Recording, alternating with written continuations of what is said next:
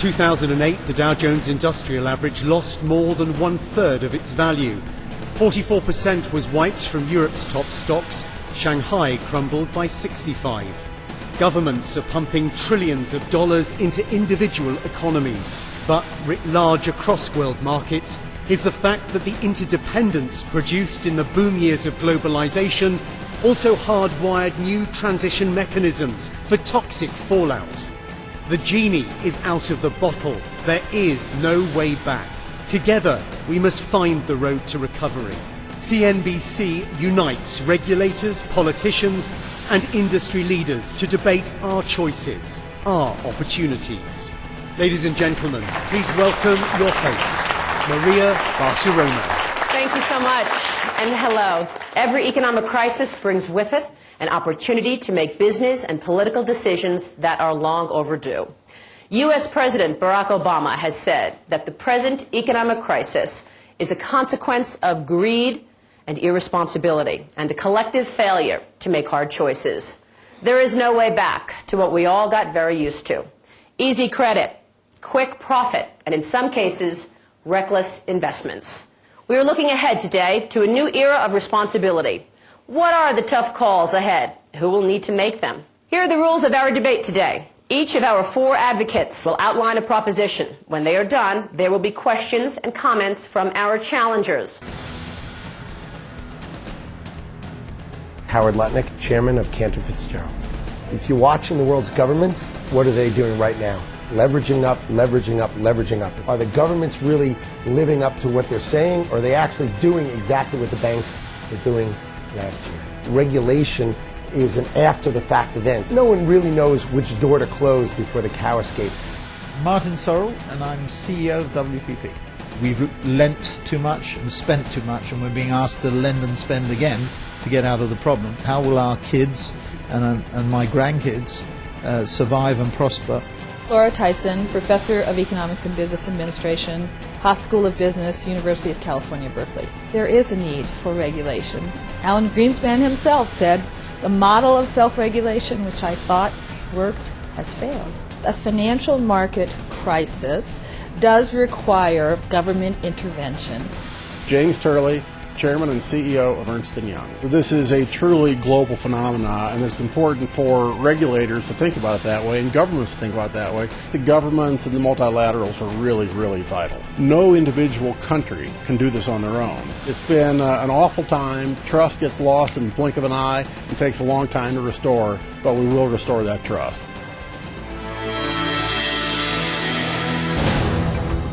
In the post-crisis world, how will we create frameworks which limit excess without curtailing innovation?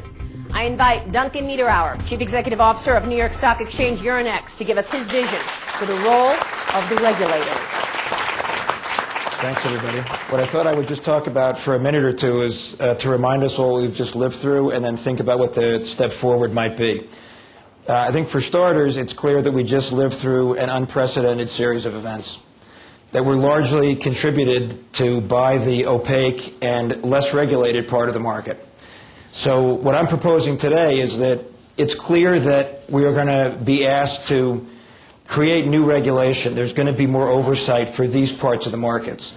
And my proposal to all of you today is that rather than reinvent new reams of regulation, let's look at the form the regulation might be able to take and consider some other alternatives.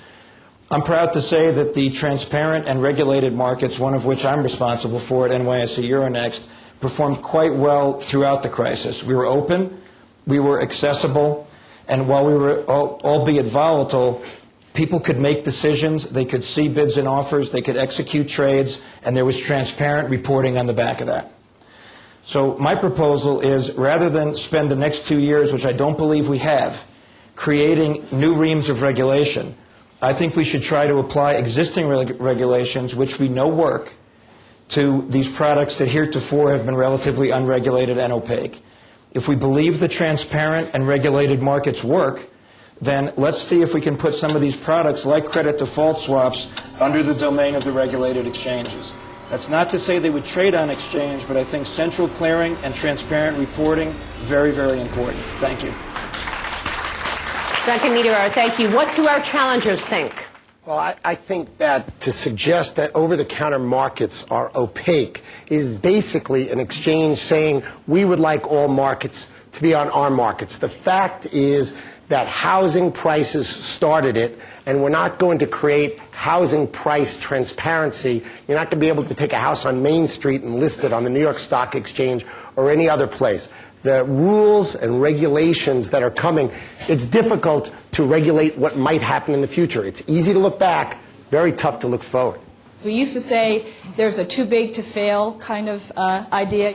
We've now learned that you're too interrelated to fail. We've also learned that the credit market now extensively is non-regulated, perhaps 75% as of the entire thing we call banking functions are not regulated right now. They're not transparent. If we have too interconnected to fail and we have institutions which are not transparent, it seems to me they pose a systemic risk. A systemic risk does require closer regulatory scrutiny, and because the problem's global, it's going to require closer global regulatory scrutiny. I think it's a bit naive for us to believe that given what we've gone through in the last year or so and what we will go through in the next year or so, that there won't be further regulation, new regulatory bodies, with the government owning such a significant part of the economy. If you go back, say, the UK in the 1970s, where it had a similar situation, it's inevitable, advised or ill-advised, that we'll have further regulation. Okay, we've got challengers here. Mr. Ahluwalia. With all due respect, it's not the products. It's what Deutsche Bank, a bank like Deutsche Bank, having a leverage ratio of 60 times. This is what we're talking about. You're not going to regulate bad investing. I mean, really, is what we're suggesting here to regulate bad investing? No. Because if someone loses money, what product they choose to lose money, it's not like the stock markets weren't down 40%. Housing was down. Which markets would you like to regulate away? Heated agreements, but you regulate prudence. You cannot accept financial institutions to go on a leverage ratio of 60 and 70. Concentrate regulations to ensure prudence. It's not regulating products. He's suggesting that there's a need to control leverage. A lot of the institutions that we're talking about did not have any leverage controls under them. It was self-regulation. So that's an organization regulation. said, I'm comfortable with 50 times leverage. What you're saying is we cannot, in this systemic risk situation, allow that kind of leverage. Maria, the other point he made, which was really key, is in the re-regulation takes place, and some will be carrying over, as Duncan said, existing regulation. We have to make sure we don't stifle out innovation and entrepreneurship. Right. Because if this gets stifled out, you know, the economic recovery is never going to come. Right. The way to do that is to understand what it is that happened. And what we did, we mixed the risk culture of high-risk equity business with the traditional banking. And then what you were doing is having a price of capital that did not reflect risk. You were raising money cheap with the big name of the banks and then applying it to high risk. Investors didn't know what it was being applied to. And that does not mean we have to go back to Glass-Steagall. We just keep a holding company structure where each one of the units is independent and where the funding is transparent, but then the quality of the asset is also transparent. You think banking should go back to being boring banking, right? Lend, narrow, none of these new-fangled products, right? Let's just get rid of that. Prudence means let's just make banks boring, and we'll go back to a better time. Yep. The problem is that the imprudence and that the massive failure of regulatory, supervisory, corporate governance is affecting many, many millions of people around the world, many more than just the shareholders of the banks. Yep. And that you did not have a right to do. Others have said that this is also about leadership of the institutions and leadership of business. That it's not just about regulation, not just about government, because the governments, with all due respect, probably can't really drive the cultures of the organizations as much as the leaders of those can. The focus on risk management, the focus on governance, the focus on transparency has to be in the organizations, not just in the regulatory Based on legal frameworks. Absolutely. We need regulation because we've tried self-regulation and it clearly doesn't work. Psychology shows us that in a highly competitive game where people are taking risk and being rewarded for taking risk, the insensitivity to risk grows and grows. People were taking decisions in a culture that grew up which rewarded risk extremely well, and essentially you might, Andy Lowe, who's a very famous financial economist, has now begun to liken this to essentially like a drug addiction problem. And I agree with Laura. It's necessary to focus on regulation recognize that self-regulation has failed, recognize that we must regulate all financial instruments and ensure that the regulators are above capture. The British voter cannot understand why the British government has put £1 trillion into the UK banking industry. The game has changed. It has become a political issue.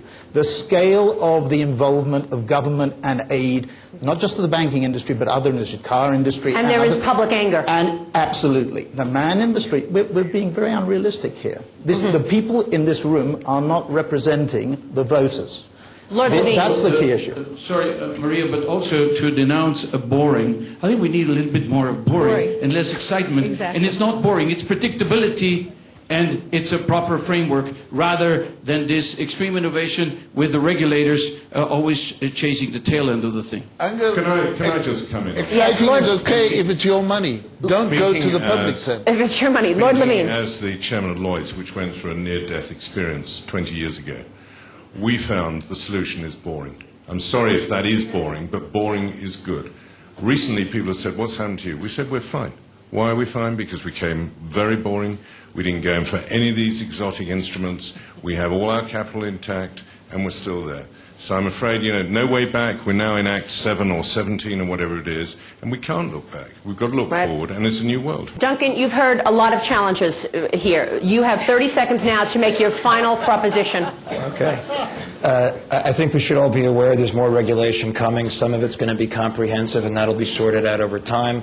My main point is I'm not sure we have time. What can we do in the meantime? I want to go back to what Howard said. This is not a self-serving comment by an exchange leader. Most of these products will never trade technically on an exchange. They don't lend themselves to that. But if people want to try to explain to me that central clearing is not better than the bilateral counterparty risk we've had in the system, I'm going to argue about that all day long. And if people want to tell me that a little more transparency to let people know where these instruments are trading after the fact is not necessary, I'll argue with that too, because I think we could take those steps almost immediately. Okay, not heavier regulation, reapplication of regulation. What does the audience think? Please pick up your voting consoles. Press 1 if you agree with Duncan's proposition. Press 2 if you disagree with Duncan's proposition. We will bring you more debate straight after this break. Ahead tonight, back to the basics. Can we revive the global economy by returning to old-fashioned business values? What we need for that is to be able to have the financial system restart. Or was it outdated thinking that got us where we are now? Nobody trusts them. No, why should they trust them? We're debating that and getting the results from our audience to the first motion when we come back from the World Economic Forum in Davos, Switzerland.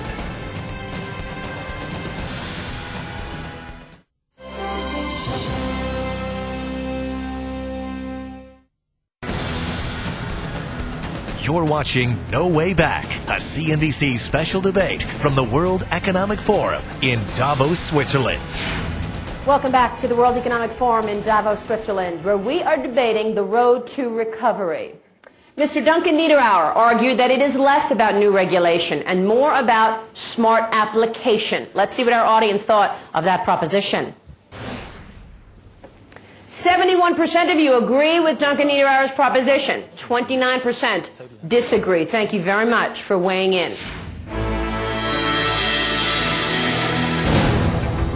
During the boom, cheap credit boosted profits and elevated share prices. But can business deliver the returns to help us out of the bear market? I invite Steve Schwarzman, Chairman and CEO of the Blackstone Group, to present the case for business. Well, I think that business finds itself in a very difficult position right now. Just starting from the premise that approximately 40% of the world's wealth has been destroyed in the last 5 quarters.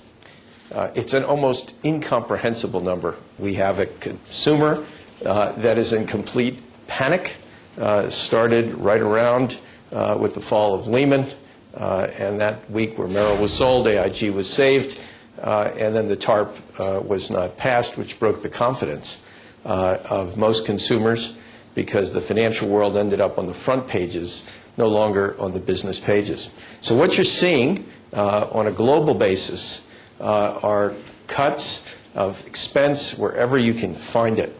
Those are starting out with cuts of people in areas where that is socially acceptable. You're seeing cuts of capital expenditures. You have virtually every economy in the country going in reverse. And so what we need for that is to be able to have the financial system restart. And to have it restart, you can't just be mandating higher amounts of capital at the same time that losses are going up. You really need to have, surprisingly, lower amounts of capital, even though it sounds counterintuitive, so that the banks can get back to lending. You need to do something with fair value accounting, which is exacerbating losses. And the more losses you have, the worse the banks' reporting are, the worse the confidence is in the banks. And with fair value accounting as it's laid out now, one thing everyone does agree is that no one trusts the financial results of any financial institution. So all the good wishes for transparency and acknowledging what's going on in the market has helped destroy the financial institutions and the financial system, not help it. Steve, just to recap here, your proposition is lower capital limits. Temporarily. And fair value accounting change. And building capital in good times, Maria, when the banks can afford to do it. You can't build capital during a distressed period. During a stress period, take more write-offs, and then ask the same financial institutions to increase their lending. The fixation of deleveraging 30 years of increases in deleveraging it in a year and a half will simply get you too many assets sold, no one buying, continued decreases in asset deflation, continued losses in the financial institutions, continued destruction in equity, which does not work for the system. Thank you, Steve Schwarzman. Steve Schwarzman has made his proposition. Over to the challengers. I'm glad that time is not a four-letter word in Steve's vocabulary. I just want to add a slightly more optimistic note. Corporate responsibility, obviously, the role of corporate responsibility is going to become even more important. This crisis is going to usher in a new wave, a new set of responsibilities for corporations. But as we come out of it, there are going to be some major opportunities. Consumers will be consumed with the value propositions that our clients are trying to develop. There are parts of the world that will continue to grow during this recession and downturn. When oil prices start to pick up again, Russia will be, again, a very capital-rich country.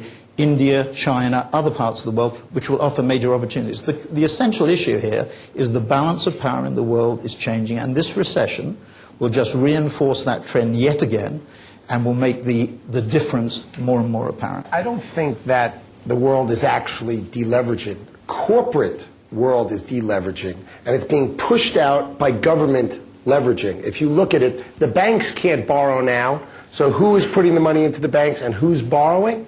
It's all of the governments in the world. They're all talking deleverage from a corporate perspective while they talk about stimulus.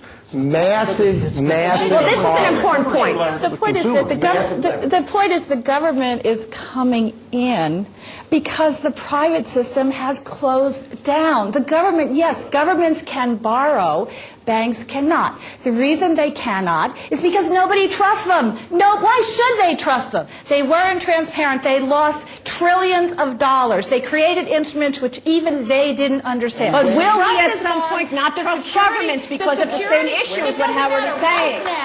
Right now, the security markets are broken, and it's in the U.S., it's the Federal Reserve and the Treasury together that are trying to get, and I really do not think it's appropriate to say. How else are the government buying money? I really want to say that your suggestion is that the governments have crowded out the private financial market. The private financial market is broken, and the government is the only credit-worthy borrower, and they're coming in to try to keep the system going. That is what they're trying to do. Your challenge to Steve is? Functioning. My challenge to Steve, I guess, I mean, I wasn't entirely sure what his argument was, but his argument is more leverage to the system. What does more leverage to the system mean? I don't even understand what that means right now. The natural sort of next step here that people are beginning to talk about is much more of a Swedish solution. The way you do this is you take the bad assets out, the balance sheets of these institutions are hit really hard, you recapitalize them with different management, different rules, different lending, and they go out and lend. Nouriel Roubini. I beg to disagree with Steve. I think that we had the biggest credit and leverage bubble in human history. When you have households that put zero down payments, their leverage ratio is infinite. It's just a Ponzi economy. When you have financial institutions with leverage ratio of 50 or 60, when you've had $1 trillion plus of private equity LBO deals that were with debt earnings ratio not historically of 4 but 10, 15, that's a game that could not occur. Of course, when credit spreads were 250 relative to Treasury, you could do those LBOs and make money. Right now, all are going bust because credit spreads have widened to 2,000. That's the consequence of having had such a leverage bubble that's now gone bust. We have to control leverage. It's right that in good time we should have more capital and lower leverage so that we can ease it in the bad times, but in the good times we had low capital and we had too much leverage. Jim Shirley. Maria, I think that the issue of trust is key. I think Steve said that nobody trusts the financial statements of the banks, and he was talking about fair value accounting as well. I think the belief that suspending fair value and pretending the losses weren't there is going to increase the trust in the banks is not likely to work.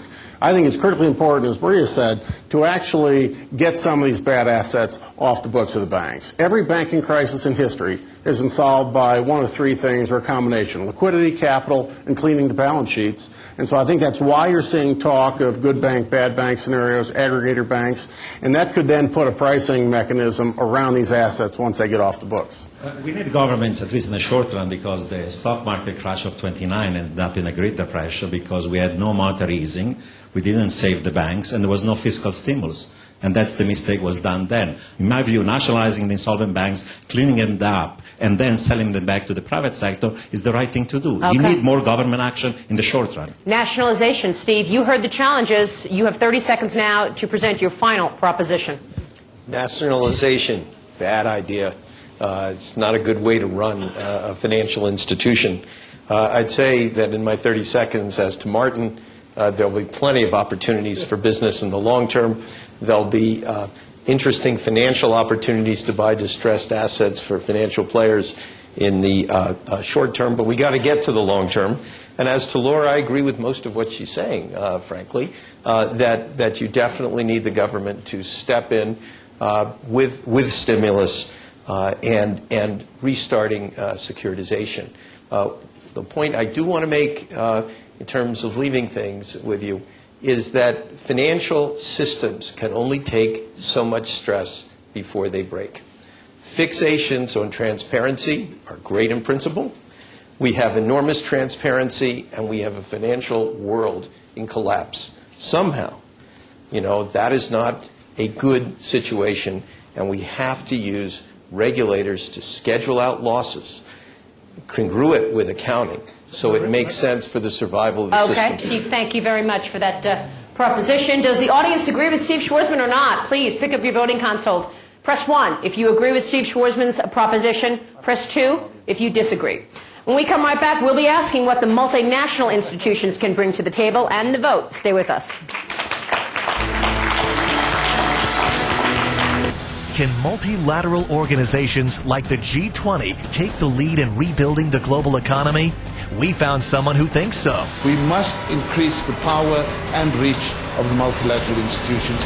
Or do these kinds of groups lack the influence, experience, and the know-how to make things better? Seems like a good idea. Who's going to now supervise the IMF? Our experts are fighting it out, and we'll see who the audience thinks won the last debate. We're back from the World Economic Forum in Davos right after this.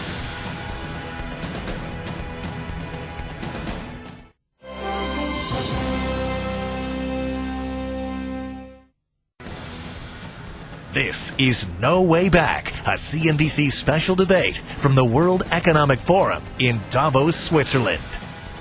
Welcome back to the World Economic Forum in Davos, Switzerland, where we are debating how we can restore trust and rebuild confidence in the global economy. Mr. Steve Schwarzman argued that business must be allowed to put more leverage back into the system. That's how the economy goes round. Let's see what our audience thought of that proposition. 70% of you disagreed with Mr. Schwarzman's proposition. 30% of you agreed.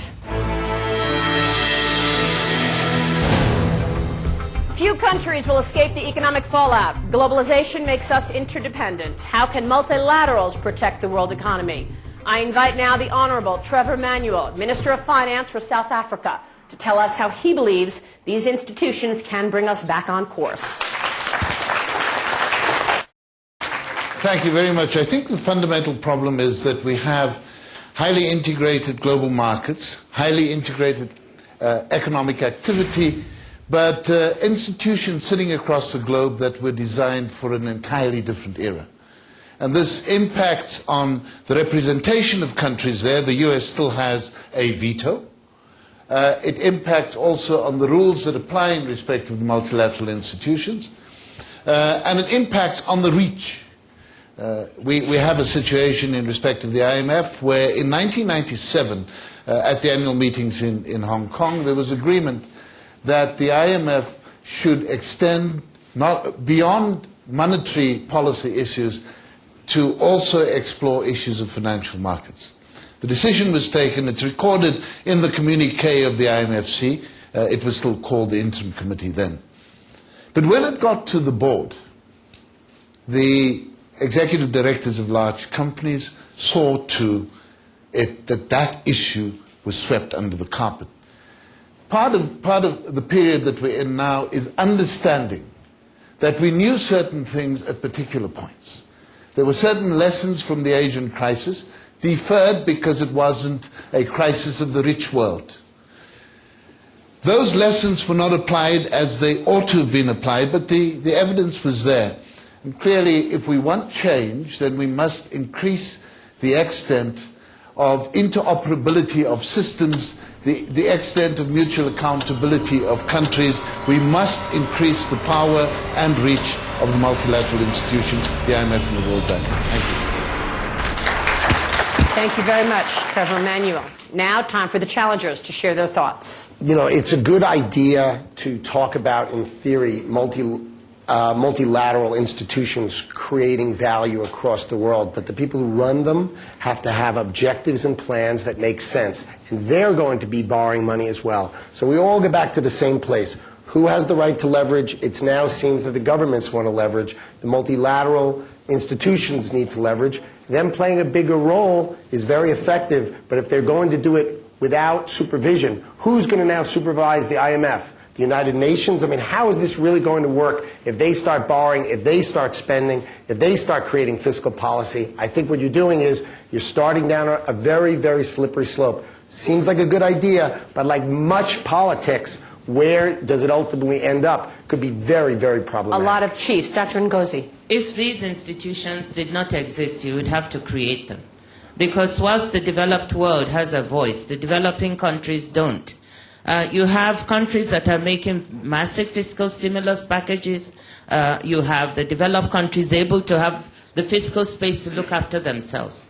So you need these institutions for the kind of reach that Trevor is talking about, but not in the same old way that they were conceived. Indeed, we have to admit that the world is changing and that countries like China, Brazil, even the poorer countries need to be given more of a voice. Nouriel Roubini? Yes, I mean, in this world, the G7 are obsolete. You cannot have policy governance at the global level without having all the major important emerging markets, Brazil, Russia, India, China, South Africa, Nigeria, Mexico, and other ones not being at the table. There are these problems that are global, global current account imbalances, global financial crisis, climate change, other issues of energy securities. If we don't have all the major players at the table, at the level of the G20, IMF, World Bank, and so on, and work together, we're not going to be able to resolve this global problem. And the club of the G7, at this point, is gone.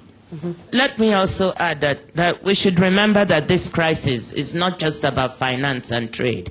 It's about human beings. It's about people.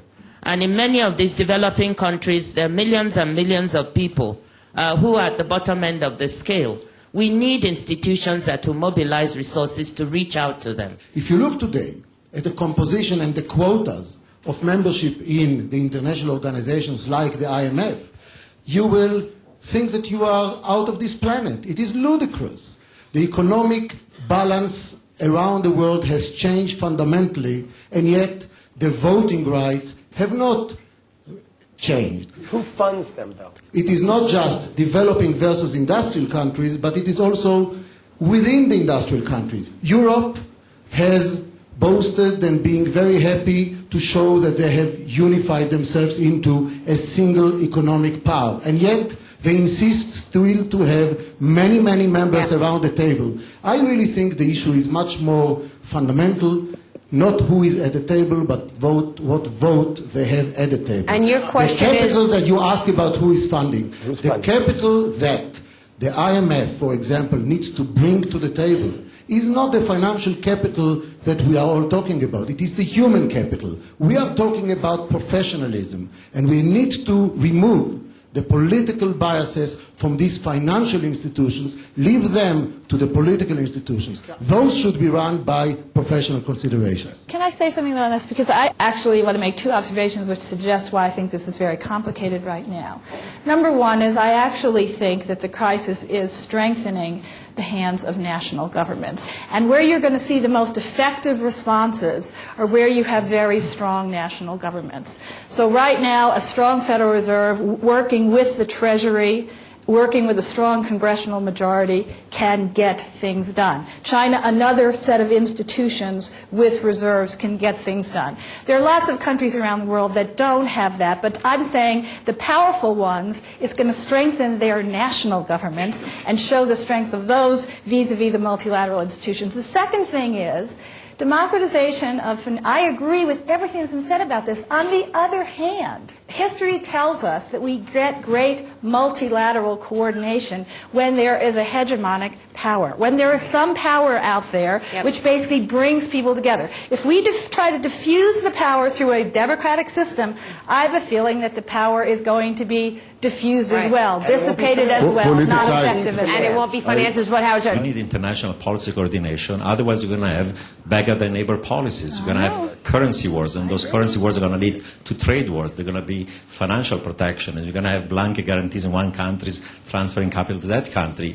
In order to resolve the financial crisis, you need coordination of financial policy across the world. Otherwise, there's going to be jurisdictional arbitrage going on. So we need to sit down together and resolve these problems together. Otherwise, the beggar-than-neighbor policy in the 30s led to disaster. Trevor, you have 30 seconds, rather, pardon me. We don't have 30 minutes. Give me the minutes. To give me the final proposition. I think that it's necessary to understand the contradictions. China has as much weight as Belgium. China keeps the U.S. in a style it should never have become accustomed to. China can pay for China's share. Where's the debate about this? I think the other issue that we need to understand is that governments tend to respond to electoral cycles. We need to look beyond this. This is a long-term issue. Noriel is perfectly correct.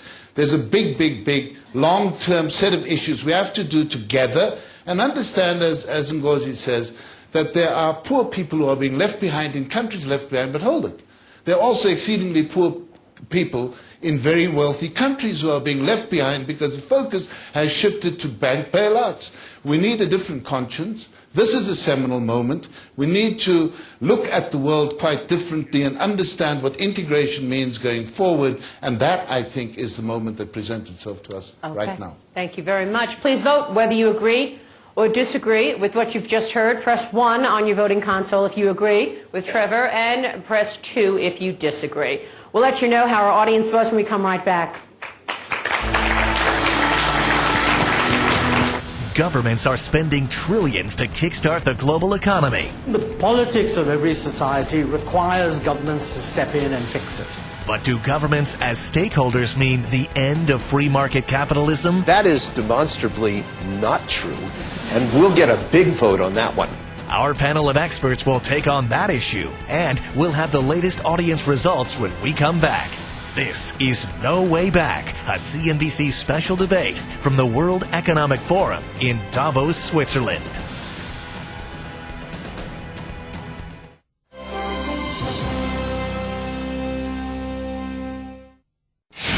Welcome back to the World Economic Forum in Davos, Switzerland, where we are asking what our leaders can do to mend the global economy.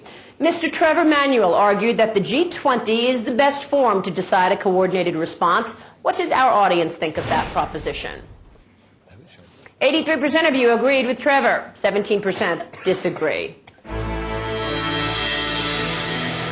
Trillions of government dollars are being deployed to shore up the private sector. But are politicians the best champions for the corporate cause? I invite now Dr. Montek Ahluwalia, Deputy Chairman of India's Planning Commission, to tell us what government should do now. Thanks very much. Well, the central point I want to make is that when you have a major systemic crisis, everything gets broken, it affects a lot of people, it affects a lot of sectors, and I think the politics of every society requires governments to step in and fix it. So I think the issue of whether governments do a good job or not is always relevant, but I don't think you have any alternative but governments stepping in and trying to fix what is an impossible mess. Now, I think in the discussion today, several issues have come up, so let me just list 5 things where clearly government has to do something. We've talked about financial regulation that relates to forward-looking behavior of the financial system. But the banks and parts of the financial system are also broke. They need to be fixed. That requires recapitalization. That can only be done by governments. You've got the industrialized world in recession. You've got the developing world slowing down. Somebody needs to do something to revive growth momentum. We're talking about fiscal stimulus. That means government. There's a huge possibility of making mistakes. I think Nouriel referred to the possibility of protectionist pressures. It's only governments that can show the leadership required to take unpopular decisions and make sure that we don't repeat what happened in the 30s. So you've got government in there again. And finally, most of the talk is about the world economy, but within that, there's the developing world too. If there's going to be something done for the developing world, that's going to require governments. And last of all, this is going to require cooperation. No one government acting by itself can fix its own country's problem. You need global cooperation, and if you need global cooperation, you need government. So I think there's no alternative. You have to have governments step in at this point. Thank you very much, Mr. Ahluwalia. How do we know that government will step back out? You've now heard someone talk about nationalization. Let's give up on earnings per share. Let's stop everything that we've done for the last 80 years that brought us prosperity and step into another model. By acting more responsibly. But government participation. You will get government out when private industry demonstrates that they have re-established trust and re-establish confidence. As long as government wishes to step out. What sometimes happens is when government steps in, we all know that governments can't run banks, but at the moment, nobody has any confidence in any financial institution. But do governments know that? Capitalizing them is one thing, running them is quite another. I really don't think at the end of the day governments want to end up running. Which politician should run the bank? They can't even find non-executive directors and chairmen to run the bank. Capitalizing them is one thing, running the bank? Steve Schwarzman, jump in here. When you have no options, you have no problems. There is no option to governments taking an enormous role at this stage. What about Howard's challenge? This is outside the realm of the private sector. And Montek is someone who is almost always right. Steve is in a wonderful position. The private equity industry is in a wonderful position. Equity values are depressed. They have high liquidity, and when leverage comes back into the system, they will take advantage of the sort of things that we're seeing at the moment. Yeah, but the rates of return in private equity over the next 10 or 15 years will be I agree, but I want to tell you, and Steve will agree with me, that unfortunately today the public markets provide you with returns much more than private equity. Yeah, and people doesn't want to That is demonstrably not true, and we'll get a big vote on that one.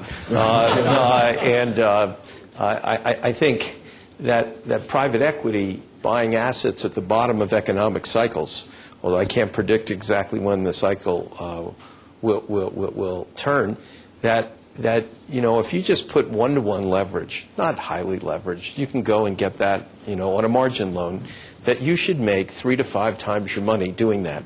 If you can outperform that with the public markets, good luck. If you look at the Federal Reserve, which has been the most active player here in the U.S., in fact, not the Treasury, the Federal Reserve has essentially done a number of things, all of which are designed to be temporary, all of which have sunsets, all of which are meant to provide a substitution for broken markets now, but to step back later. Great. If you look at economic stimulus, by definition, these are temporary policies. It's a 2-year package of $800 billion approximately that is meant to terminate in 2 years. If the government ends up taking over the banks, you can do that in a way which doesn't mean government bureaucrats or government politicians run the banks. The banks cut the dividends to 1 penny a share. The government said to do this. So is that running the bank? Here's a problem, and this goes to Martin's statement. When governments are brought in an emergency basis to provide capital to banks, and they are in a democratic system, I can assure you that what taxpayers care about are compensation and dividends. They want to make sure that the people who got rich on the model that led to failure don't get rich on the model that's exiting. And whether we like it or not, the taxpayer is going to pay attention to compensation and dividends. They are. Government's helping is absolutely necessary, but everything has to have its limit, and once it begins, it's hard to stop. The U.S. is definitely talking about only during exigent circumstances, but will all of the other governments do that? Yeah, what is Iceland? Come back to what we said earlier. You just be boring and you'll be fine. That there's a limit placed on the excess remunerative benefits in the financial sector. So there has to be a You can't quid put pro public quo. money into what has been going on in the financial sector today. Right, Vinny. Out of all the constituent members we have talked about, government is the only, politicians are the only people who go back to their constituent voters to get re-elected every 5 years. Neither World Bank does it, neither MF does it, neither anybody else does it. So to try and say that the government will not do something which is in interest, which is withdraw after a period of time, is making a wrong assumption. I think I agree with Montek, this is the time for the government to step in, because without their stepping in, and not one government, one country, but all across the world stepping in together on behalf of the people losing the jobs, this is the time to step in, and I think they will know when to step back. And do you agree that they will need to step back and will step back at some point? 100%, because whenever they have overstayed, the voters have kicked them out. As Martin said, when the private institutions demonstrate that they can. The fact is, for the G7 countries, we are better off recapitalizing and helping the banks out and setting them on their way, instead of trying to bring them in and expect our elected officials to now run the banks. To imagine the UK nationalizing RBS and running it, oh boy, that's why stock keeps going down. You know, everybody agrees that government needs to get involved. Well, where has government been? Alan Greenspan summed it up. He basically said in his testimony, we tried out a model. The model was that self-interest would lead people to make rational decisions in the best interest of their shareholders. It didn't work. So the government was largely absent in the U.S. in this area, in the area that we're talking about, but because that's what we believed would be a sensible system. So the government has to come back now. Laura's answering the question, where was government in the industrialized world? Yes, that's right. But actually, I mean, in India, for example, the government's been there all the time. Exactly. Been watching the banking system. We have true. a very good banking system which is not This is broke. true. And the growth rate is quite good. Yep, So the fact of the matter is that government's been around. It is in the industrialized world where maybe there was an excessive belief that you don't need any of it. Very important point. Dr. Ngozi, go ahead. Barack Obama said, it's not a question of big government or small government. It's a question of effective government. In many developing countries, the government has been there and has been working effectively. But there are also countries where government has not been so effective. My concern right now is that in the developed countries, they should be clear about an exit strategy for government. Because if they are not, they might be also leading the way to bad habits later on. So let's talk about effective government, not just government. Steve Schwarzman. I think I almost always agree with Laura, but I'm not going to do it on this one. I think that there is a competence issue that is embedded in the regulatory world. And just to say it's letting the free market work and that's the only problem, I think is a little bit of an exaggeration. So, for example, you have Fannie and Freddie basically regulated by one regulator. It goes broke. You have the SEC regulating securities companies and 5 of the largest all disappear. So rather than just step back and say, well, it's the free market just working its will, right. I would say that to have a more effective environment, besides just getting everybody in the same tent, yep. you're going to need some mix of experienced people from the private sector who actually understand business and business principles, mixed with people who understand a regulatory environment but are principally legal driven, because somehow the system we've got, just with new rules, Sarbanes-Oxley did a great job driving business out of the United States. I'm not sure, frankly, with the mess we've got, that it accomplished a good deal more, except higher costs. Montek, it's back to you. You have 30 seconds now to make your final proposition. So my proposition is simply that the world came to a stage where it was absolutely essential for governments to come in. That doesn't mean that governments may not do the wrong thing. That doesn't mean that governments shouldn't have some exit strategy. The important point right now is we need them in. And I think governments are the only ones that are really responsible to their electorates. There's no reason to believe that when the time has come to vacate, they won't vacate. You don't have any option right now. Any talk that you can do without government coming in because of some fear about how they might exit would be completely unjustified. All right, Montek, Ahluwalia, thank you. Now the audience has the final word on this subject. Do you agree or do you disagree? Pick up your voting consoles. Press 1 if you agree with Mr. Ahluwalia's proposition. Press 2 if you disagree. Find out the verdict when we come right back. It's your turn to weigh in. See what the world has to say when we take a look at CNBC's LinkedIn poll question. We'll have the results when we return. You're watching No Way Back, a CNBC special debate from the World Economic Forum in Davos, Switzerland.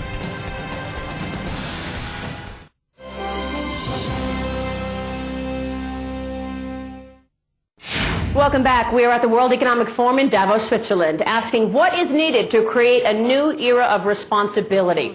Dr. Montek Ahluwalia argued that this crisis is so severe, government must take the lead. Let's see what our audience thought about that proposition. 89% of you agreed with Mr. Ahluwalia. 11% disagree. CNBC has been running an online poll in association with LinkedIn. We asked which of these 4 institutions should ultimately bear responsibility for leading us out of this crisis.